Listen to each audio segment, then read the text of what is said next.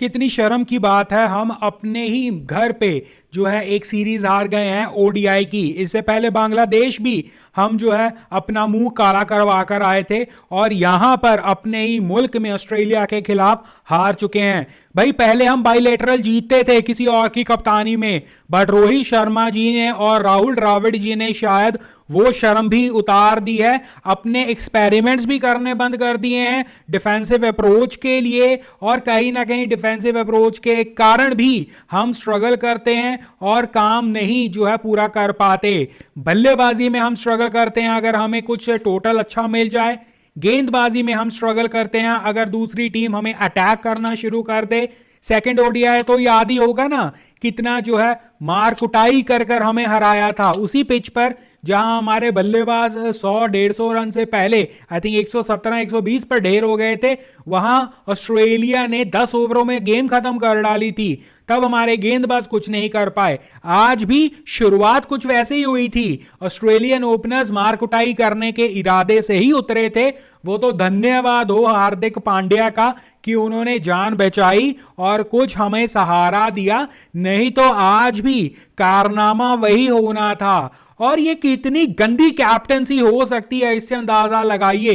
हालांकि सीरीज हार गए हैं अपने आप में ये बताने के लिए काफी है कि रोहित शर्मा की कैप्टनसी में बहुत बड़े इश्यूज हैं, बट यहां से अंदाजा लगाइए एक टीम 200 रन के नीचे 40 ओवरों के आसपास 6-7 विकेटों गिराने के बावजूद टेल उनकी 270 वो भी वनडे में बना जाती है भाई साहब। आई मीन ये कैसी कैप्टेंसी आप कर रहे हैं। और वहां पर अगर आप ऑस्ट्रेलिया की बैटिंग बॉलिंग फील्डिंग देखें, उन्होंने कोई बहुत एक्स्ट्रा ऑर्डिनरी काम अगर ना भी किया हो, उनका कैप्टन स्टैंड आउट दिखता है। उनका कैप्टन कहीं ना कहीं आधी विकेट्स आपकी ले गया, आपकी हार्दिक पांड्या की विकेट, आपकी रोहित शर्मा की विकेट, आपके विराट कोहली की विकेट, ये सभी विकेट्स बॉलर ने कम, उनके कैप्टन ने अपनी फील्ड प्लेसिंग अपनी चतुराई के साथ ली है। उनका कैप्टन जो है प्रोएक्टिव दिखता है, और हमारा कैप्टन ऐसे लगता है छोले भटूरे वड़ा पाव खाकर आराम से डकार मारकर वहां पर सुस्ती मार रहा होता है। और रोहित शर्मा की एक और बहुत जो है खासियत आजकल देख रही है, खुद जो है जबकि वो बहुत अच्छे निक में भी होते हैं, आउट होकर बैठ जाते हैं ड्रेसिंग रूम में, और ड्रेसिंग रूम में पूरी दुनिया को ज्ञान देना होता है, जो फील्ड पर काम कर रहा होता है उसे भी ज्ञान देना होता है। भाई ये हो क्या रहा है, ये अनएक्सेप्टेबल है। आज की ये हार केवल हार नहीं है, ये आपकी वर्ल्ड कप के ऊपर कहीं ना कहीं प्रश्न चिन्ह जो है लगाती है। एक तरफ सूर्य कुमार यादव जो कि बहुत अच्छी फॉर्म में दिखते थे, उन्हें पता नहीं क्या नजर लग गई है। दूसरी तरफ रोहित शर्मा जो अच्छी फॉर्म में रहते हैं, उनका दिल नहीं लगता फील्ड के ऊपर, और वो अपने कच्छे से डालकर जो है ड्रेसिंग रूम में। भाई आप इंडिया को रिप्रेजेंट कर रहे हो, कैप्टन हो, इतना इतना भी क्या ड्राइंग रूम वाली अपनी जो है फीलिंग, अपने बेडरूम वाली फीलिंग कि आपको निकरें डालकर वहां पर बैठना है? वहां पर आप जो है अपनी पूरी ड्रेस डालकर क्यों नहीं बैठ सकते? पूरी दुनिया के कैमरे वहां पर है, बाहर आप बैठे हो, अपनी ड्राइंग रूम में थोड़ी ना बैठे हो। और यहां से पता लगता है ये कितने सीरियस होते हैं। वहां पर हंसी मजाक कर रहे होते हैं, बातें मार रहे होते हैं, इसलिए नहीं कि उन्हें टेंशन नहीं है, टेंशन पूरी होती है, बट इसलिए कि दुनिया को प्रूव कर कर दिखाना है। हाँ ये तो this is another game only. भाई अनदर गेम नहीं है ये, अनदर गेम करते करते पहले बांग्लादेश में मुंह काला किया, अब कहीं ना कहीं यहां पर ऑस्ट्रेलिया के सामने, और वो भी उस ऑस्ट्रेलिया के सामने जो बिल्कुल भी नहीं लग रहा था कि जीतने लायक थी। उनके स्मिथ, उनके लबू भैया अभी चले नहीं है, स्टिल वो टेस्ट मैच में एक टेस्ट मैच जीत गए, एक ड्रॉ करवा गए, और वनडे सीरीज जीत के ले गए हैं वो। अगर उनके जो मेन दो बैट्समैन चल क्या जाते, वो नॉर्मली भी अगर रन बनाते स्मिथ और लबुशे ने, तो आप करते क्या? मैं सोच भी नहीं सकता यार। नमस्कार, वेलकम। आज जो है ये अच्छा दिन तो नहीं कहा जाएगा, मैं हूं एक क्रिकेट फैन, और क्रिकेट फैन के नाते ही हम बातें करते हैं। तो अगर आप नए हैं चैनल पर या आप ये वीडियो देखते हैं तो प्लीज़ सब्सक्राइब जरूर कीजिए, सपोर्ट कीजिए। क्रिकेट फैन के तौर पर हम बातें करते हैं। ऑब्वियसली मैं टेक्निक्स इन्हें नहीं सिखा सकता, बट बेशर्मी की हद है। बाहर बैठकर जो हम देखते हैं, जो समझते हैं, वही डिस्कस कर रहे हैं, और एक एक बंदे के ऊपर डिस्कस करेंगे। फील्डिंग में कहीं ना कहीं आज फिर कांड होते होते बच गया, हार्दिक पांड्या ने बचा लिया, बट रोहित शर्मा की कैप्टनसी ने मरवा दिया। और ये जो बैटिंग में हमने लिद की है, इसके ऊपर आई थिंक सिंगल पॉइंट पर बात करनी चाहिए हमें, टॉप ऑर्डर से लेकर नीचे तक जाते जाते। आपको क्या लगता है अपने कमेंट सेक्शन में जरूर बताइएगा अपनी राय। एक एक कर कर हमें एनालाइज करना होगा पूरी टीम पर, क्योंकि ये किसी एक इंसान का कसूर तो हो नहीं सकता, और इसलिए हमें कहीं ना कहीं पूरी टीम के ऊपर जिम्मेवारी देनी होगी और कहीं ना कहीं जवाबदेही लेनी होगी इनसे, क्योंकि जिस तरह का प्रदर्शन ये करते हैं आई थिंक ये अनअसेप्टेबल है। और एक होता है आपके पास टैलेंट ना होना, एक होता है आपके पास अपॉर्चुनिटी ना होना, एक होता है कि आप उसे कैपिटलाइज ना कर पाए, और एक होता है कैपिटलाइज किया, अपॉर्चुनिटी थी, सब कुछ था, टैलेंट भी था, बट आप अपने हाथों से उसे छोड़कर आ जाते हैं। सिमिलर हमारी बैटिंग लाइनअप में और सिमिलर हमारी टीम ने आज किया। सबसे पहले बात करते हैं शुभमन गिल की, द नेक्स्ट जनरेशनल टैलेंट, जिनका कंपैरिजन सचिन विराट के बाद करना शुरू कर दिया है लोगों ने। पहले तो इस कंपैरिजन से मैं बिल्कुल इत्तेफाक नहीं रखता हूं, और ऐसा कोई भी प्लेयर जो है कोई आता है उसका कंपैरिजन जब तक एटलीस्ट वो आधे से ज्यादा रन या विकेटें या स्कोर सेंचुरीज ना मार दें उन लेजेंड का जिनके आप कंपेयर करते हैं, मैं इस हक में नहीं हूं कि उन्हें कंपेयर किया जाना भी चाहिए। एग्जाम्पल के तौर पर पाकिस्तान के बाबर आजम के ऊपर भी मैं ये मानता हूं कि कंपैरिजंस ही गलत हैं। और सिमिलर शुभमन गिल तो अभी शुरुआत कर रहे हैं और पहले ही बातें इतनी कर देते हैं कि क्या कहें। शुभमन गिल की स्ट्राइक रेट आज इशू थी, बट क्योंकि आज जिस तरह की हमें स्टार्ट चाहिए थी, उस स्टार्ट की मजबूरी थी कि स्टार्ट में विकेट्स ना खोई जाएं, क्योंकि पहले 2 वनडे में हमने वो विकेट्स मिचेल स्टार्क के खिलाफ गवाई थी और आज वो नहीं चाहिए था। वैसा ही किया हमारे ओपनर्स ने। अब जब ओपनिंग आपको मिल गई, आपने टाइम स्पेंड कर लिया, आपने जो है सारी कंडीशंस को देख लिया, आपने कहीं ना कहीं सबको जान लिया, पहचान लिया, तब आप अपनी विकेट नहीं गवा सकते। शुभमन गिल की स्ट्राइक रेट आज इशू डेफिनेटली हो सकता है, क्योंकि उस स्ट्राइक रेट पे जब वो काम कर रहे थे वो उस काम को कंप्लीट ना कर पाए, और कहीं ना कहीं ये कंप्लीट ना करना एक तरह से बहुत बड़ा कसूर है। हम उस टीम के 1 2 3 की बात यहां पर कर रहे हैं जिस टीम में शिखर धवन, रोहित शर्मा और विराट कोहली अकेले दम पर कई कई सालों तक रन चेज कर जाते थे। 300 350 के रन वो जो है इतने आसानी से चेज करते थे, और middle order, lower middle order क्या होता है एक वक्त पर हमें पता भी नहीं था। और शायद एक वर्ल्ड कप में हमें दिक्कत भी इसीलिए आई थी क्योंकि हमारा टॉप ऑर्डर इतना रन बनाता था कि ना हमें कभी टेस्ट करने का मौका मिला मिडिल ऑर्डर को, ना लोअर ऑर्डर को, और जब मजबूरी वाले दिन उनकी बारी आई हम उसे कैपिटलाइज नहीं कर पाए। तो इसलिए शुभमन गिल का अच्छे रन बनाना तो इंपॉर्टेंट है। एक स्टार्ट को देखिए, 1 रन पर, 0 रन पर, या ओपनिंग में या स्टार्टिंग में आप जो है आउट हो जाएं फिर भी समझा जा सकता है। सेटल होने के बाद आप आउट हो, और वो भी लूज शॉट खेलकर, वो भी पैनिक शॉट या अग्रेसिव शॉट या जो भी कहें वो खेलकर आउट हो, जो कि शुभमन गिल ने किया, अनएक्सेप्टेबल है। नो, ऐसा नहीं करना चाहिए। यस, उनके पास रन्स ऑन द बैग हैं, उनके पास रेपुटेशन है एंड ऑल दैट, तो उन्हें चांसेस मिलेंगे, बट उनकी एक बेवकूफ़ी के कारण, क्योंकि हमारी टीम ने इससे पहले टॉप ऑर्डर ने ये किया हुआ है और करते रहते थे, वो पूरी टीम को साथ में लेकर चलते थे और चेज कर कर आते थे, वो हमने रीसेंट टाइम में अपना वो चार्म खो दिया है। फिर बारी आती है रोहित शर्मा की। रोहित शर्मा के बारे में तो मैं जितना कहूं उतना भी मुझे लगता है कम है, क्योंकि उनके खिलाफ तो बहुत बोलना पड़ेगा, और कहीं ना कहीं उनकी जो है बहुत बड़ी कहीं ना कहीं जिम्मेवारी बनती है। मैंने एक शॉट भी अपलोड किया है रोहित शर्मा जी को डेडिकेटेड, और कहीं ना कहीं वो अपनी पोजीशन का, अपने पास रिकॉर्ड का, अपनी कैप्टेंसी का नाजायज फायदा उठा रहे हैं। कहीं ना कहीं कैप्टेंसी में जहां तक हम देखते आ रहे हैं वो बहुत लूज ऑप्शंस में जो आते हैं, वो कैप्टेंसी में लैकिंग देखते हैं, फील्ड पोजीशन से लेकर एक्ट करना वो ढीले लेजी दिखते हैं। उनकी कैप्टेंसी की बदौलत, इवन आज के मैच में उनकी कैप्टेंसी की बदौलत, जहां 200 पर 40 ओवर से पहले ऑस्ट्रेलिया की 6-7 विकेटें गिर गई थी, वहां से भी 270 का टारगेट देना एक बहुत बड़ा ब्लंडर है कैप्टेंसी का। और वो ब्लंडर कैप्टेंसी में तो करते ही हैं, बैटिंग में, मैंने ये शॉर्ट्स में भी बोला है, बैटिंग में रोहित शर्मा से ज्यादा बढ़िया कोई नहीं दिखता है।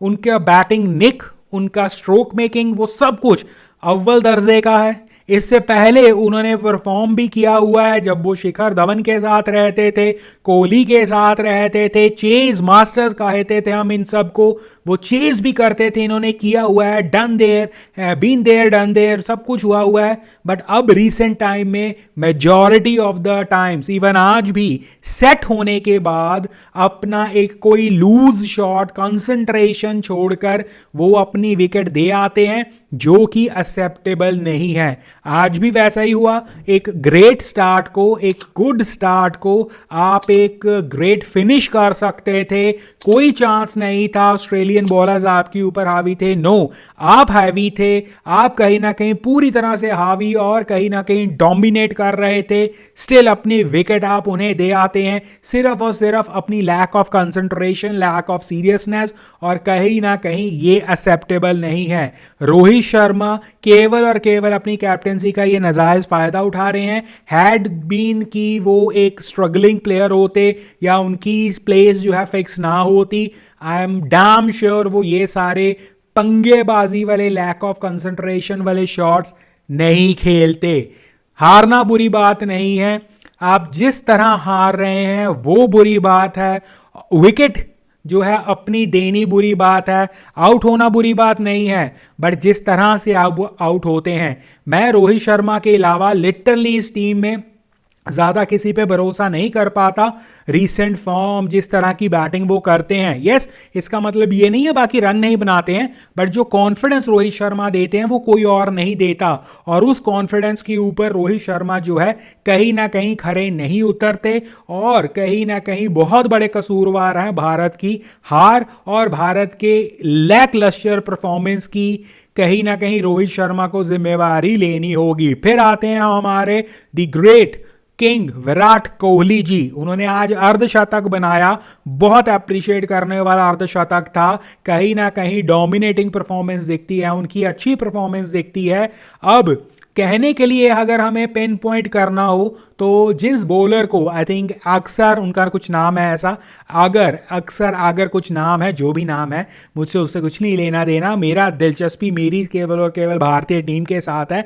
जब वो लेफ्ट आर्मर को आपने देख लिया कि बॉल शॉट मारते हुए वो स्लो आ रही है या जो भी प्रॉब्लम है, अब ऑब्वियसली विराट कोहली को मैं तो टेक्निक सिखा नहीं सकता, बट एज अ व्यूअर अगर मुझे बाहर बैठा दिख रहा है कि इस बॉलर को जो भी वो कर रहा है, आप जब मारने जा रहे हैं, आपका या तो बल्ला लेट आ रहा है या बॉल स्लो आ रही है, वो बॉल हवा में रह रही है। एक बार हुआ, 2 बार हुआ, हार्दिक पांड्या के साथ हुआ, और फिर आपने वही कर कर अपनी विकेट जो है दे दी, वो भी तब जब उनका लास्ट ओवर था। भाई ये एक्सेप्टेबल नहीं है। विराट कोहली को पता होना चाहिए था कि वो जो है कितना मायने रखते हैं वहां पर टीम के लिए, और बाकियों पर भरोसा नहीं किया जा सकता था। स्पेशली आज सुबह आपको याद होगा जब मैंने आपको स्टैट्स की डिस्कशन की थी, इस ग्राउंड पर हमने डिस्कस किया था या तो विराट कोहली कुछ सिंगल डिजिट में आउट होंगे, नहीं तो उनकी 50 आ सकती है और 100 भी चांसेस रहते हैं। इस तरह वो ग्राउंड पे खेलते हैं। सुबह मैंने बात की थी कि 7 में से आई थिंक 2 50 और 1 सेंचुरी हैं, और बाकी सभी स्कोर्स जो हैं उनके सिंगल डिजिट पे हैं। यानी कि अगर वो डबल डिजिट में गए तो विराट कोहली काफी लीथल हो सकते हैं इस ग्राउंड पर, और वो अपॉर्चुनिटी उनके पास थी। तो पिन पॉइंट करने के लिए मैं डेफिनेटली ये कह सकता हूं, आपको अगर दिख रहा था कि वो बॉलर जो भी जैसे भी बॉल डाल रहा है, आप वहां पर स्ट्रगल कर रहे हैं, आपको वो पंगेबाजी नहीं लेनी चाहिए। इतने एक्सपीरियंस होने के बावजूद आपने वो पंगा लिया, बट खैर आपने 50 रन से ही ऊपर रन मारे और ये काफी अच्छा प्रदर्शन है, बट आप जॉब को डन नहीं कर पाए। और विराट कोहली से, द किंग कोहली से हम 50-100 की उम्मीद डेफिनेटली रखते हैं, बट जॉब कंप्लीट कर कर आने की उम्मीद और होप्स भी रखते हैं। और इसलिए विराट कोहली आज फेलियर की कैटेगरी में हम डेफिनेटली डालेंगे। फिर बारी आती है मेरे प्यारे केएल राहुल जीजा जी की। अब केएल राहुल की तो एक सिंपल सा फंडा है जो मुझे नहीं लगता भारतीय टीम को अभी तक नहीं पता होना चाहिए। भारतीय टीम को पता होना चाहिए, क्योंकि अगर बाहर बैठे हमें पता है कि जहां मसले बड़े होते हैं, केएल राहुल के उतने ही रन छोटे होते हैं। जी हां, केएल राहुल मशहूर हैं अपनी स्ट्राइक रेट और अपनी, वैसे भी उन्होंने तो कहा हुआ है कि स्ट्राइक रेट तो कोई मायने रखता ही नहीं है। केएल राहुल टुक टुक कर कर अपने रन बना गए। 30-35 रन बनाने के बाद जब उन्होंने सोचा कि शायद मैं कुछ एक्सेलरेट करूं, जो मेरी 60-70 की स्ट्राइक रेट है उसे मैं थोड़ा सा 100 तक तो लेकर जाऊं, तभी वो विकेट गंवा बैठे। उन्होंने अपने वो सेव करने वाले रन बना दिए, टीम को बचाने की जरूरत नहीं समझी और अपनी विकेट भी दे डाली। और ये उम्मीद केएल राहुल से की जा सकती है जब जब एक मैच में या डेड मैच होगा, जब जब पोजीशन ऐसी होगी कि प्रेशर नहीं होगा, जब जब रिक्वायर्ड रेट बहुत जो है कम होगी, बिना प्रेशर के गेम्स होंगी, वो रन बना देंगे और वो बनाते भी आए हैं। पहली गेम में हमने उन्हें अप्रिशिएट भी किया, बट जब जरूरत पड़ेगी प्रेशर वाली गेम, आज प्रेशर वाली गेम थी और लिटरली अगर आप मैच से पहले भी मुझसे पूछते तो मैं यही कहता कि उनके रन नहीं आएंगे। हालांकि 30-35 रन बनाए हैं उन्होंने, बट जिस तरह वो बनाए हैं सबने देखे हैं। और वेल, भारतीय टीम को उन्हें प्रमोट करने से पहले जरूर सोचना चाहिए था। इससे अच्छा हार्दिक पांड्या को या इवन सूर्य कुमार यादव को भी प्रमोट या उस नंबर पर या जडेजा को प्रमोट कर देते अगर प्रॉब्लम थी। केएल राहुल के ऊपर इतना भरोसा, उनका एक नंबर है, वहां पर उन्हें बैटिंग करने दो, क्योंकि वो मेकशिफ्ट विकेट कीपर भी हैं। मेकशिफ्ट विकेट कीपर अगर मैं कहूं, सही कहूं तो वो कीपिंग भी कर लेते हैं, तो जब जितनी देर वो जितना रन बनाते हैं उतना अच्छा। बट इन प्रेशर गेम्स में आप उनसे उम्मीद ना ही रखिए तो ज्यादा बेहतर है। उसके बाद सूर्य कुमार यादव, क्या कहें, कब आए कब गए पता ही नहीं लगा। 0 पहली बॉल पर, पहले वनडे में भी, दूसरे वनडे में भी, तीसरे वनडे में भी। नजर उतारो इनकी भैया, आई थिंक किसी की नजर लग गई है। जो इंसान, हालांकि मैं नहीं मानता कि ये वनडे प्लेयर नहीं है, बट जिस किस्म की इन्होंने 20-22 मैचों में प्रदर्शन किया है, आई डोंट थिंक फर्दर इन्हें अपॉर्चुनिटीज मिलनी चाहिए, क्योंकि 2020 में आउट ऑफ द बॉक्स उन्होंने परफॉर्म किया था, बिल्कुल लीथल परफॉर्मेंस थी और आउट मतलब सभी तरफ जो है सूर्य कुमार स्काई स्काई होता था। तो वेल डिजर्विंग जो है कैंडिडेट थे वनडे में भी आने के लिए, बट बिल्कुल जो है अपॉर्चुनिटी को वो ग्रैब नहीं कर पाए एंड दैट्स अ शेम। तो कहीं ना कहीं सूर्य कुमार यादव ने अपने पैर पर खुद कुल्हाड़ी मारी है और मुझे नहीं लगता इसके बाद उन्हें अपॉर्चुनिटीज मिलेंगी। सूर्य कुमार यादव की जगह मैं सरप्राइज नहीं होऊंगा संजू सैमसन को कॉल जा रही है, क्योंकि वो विकेट कीपिंग भी कर लेते हैं और केएल राहुल पर एडिशनल प्रेशर भी साथ में होगा, तो ये देखना दिलचस्प होगा। सूर्य कुमार यादव, मैं मानता हूं जो बंदा डोमेस्टिक से आया है, अच्छे खासे रन बनाकर आया है, मुझे लगा था वनडे और टेस्ट मैचेस में वो ज्यादा अच्छी तरीके से जो है अपनी बैटिंग और अपनी स्किल दिखाएंगे। मुझे पर्सनली लगता है दिक्कत केवल और केवल ये आ रही है कि उन्हें ऐसा लगता है कि लोगों को केवल और केवल जो है उनकी हिटिंग देखनी है और वो उस हिटिंग के चक्कर में अपनी गेम भूल रहे हैं। तो आई थिंक सूर्य कुमार यादव को बैक टू बेसिक्स जाना चाहिए। मुझे आज भी सूर्य कुमार यादव वो याद है जो कोहली के सामने, विराट कोहली के सामने खड़कर जो है अपनी टीम को कहता है कि मैं हूं, और उसे इतना कॉन्फिडेंस था अपने ऊपर। उस बंदे के लिए वनडे टेस्ट मैच इजी होना चाहिए, डिफिकल्ट नहीं। कई लोग कह रहे हैं कि वो वनडे के प्लेयर ही नहीं है, टेस्ट मैच के प्लेयर ही नहीं है। हालांकि मैं ये नहीं कहूंगा मुझे बहुत क्रिकेट की knowledge and all that, but जितनी मेरी बुद्धि काम करती है मुझे लगता है वो वनडे में और टेस्ट मैच में ज्यादा बढ़िया प्रदर्शन कर सकते हैं अगर वो टेस्ट मैच में, अगर वो T20 में इतना प्रदर्शन कर चुके हैं।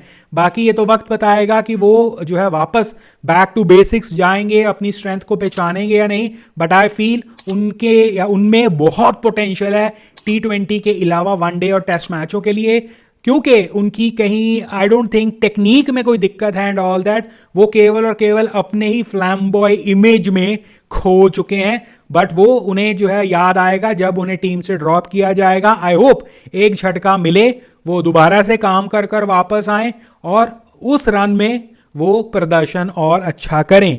इसके बाद आती है बारी हमारे हार्दिक पांड्या की, क्योंकि हार्दिक पांड्या ने बॉलिंग में अच्छा प्रदर्शन किया, बैटिंग में ठीक ठाक करते हैं। कभी कभी मुझे लगता है वो फुकरापंती ज़्यादा करते हैं, और जब उनकी फॉर्म नहीं होगी, रन्स नहीं होंगे, प्रॉब्लम्स में आएंगे, तब यही फुकरापंती उन्हें जो है दिक्कत करेगी। बट जितना भी वो काम करते हैं ठीक ठाक करते हैं। But matter of the fact is कि वो गेम को ख़त्म नहीं कर पाए और एंड रिजल्ट इंडिया की फेवर में नहीं करवा पाए, उससे पहले आउट हो गए। दैट्स अ शेप, ये कहीं ना कहीं उनके खिलाफ जाता है। बट क्योंकि वो ऑलराउंडर हैं, बॉलिंग में परफॉर्म कर रहे हैं, तो शायद कहीं ना कहीं उनका इतना बड़ा कसूर नहीं माना जा सकता। बट हमारा टॉप ऑर्डर का बहुत बड़ा कसूर माना जाएगा है, और कहीं ना कहीं ये सारा कुछ मुझे लगता है टॉप ऑर्डर की जिम्मेवारी बनती थी। ये चीज़ आसान हो सकती थी।